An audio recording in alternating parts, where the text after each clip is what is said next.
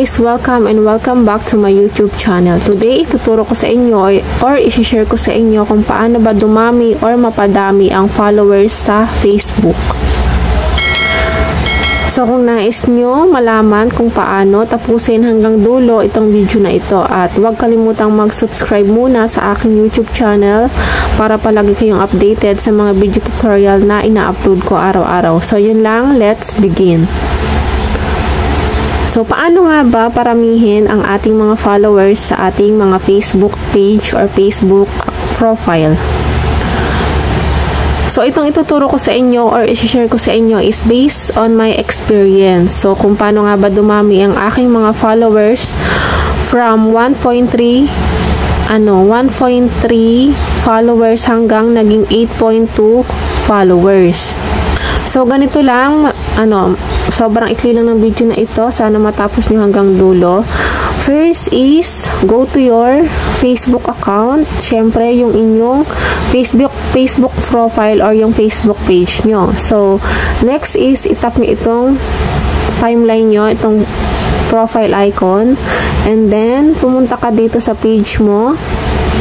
So, ayan, 8.3k followers na tayo na dati ay 1.3 followers lang.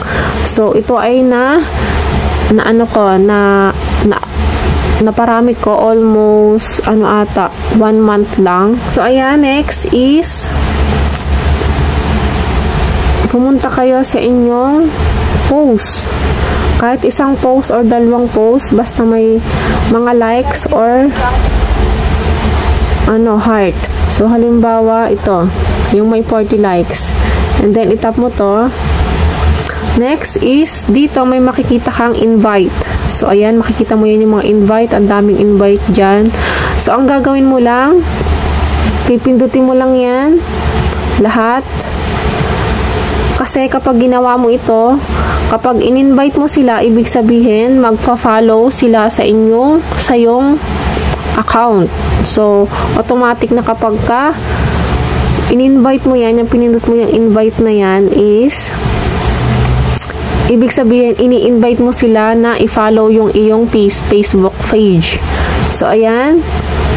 So, pwede ka pang humanap ng iba. Basta maraming likes and, heart, pwede mo silang i-invite ng i-invite.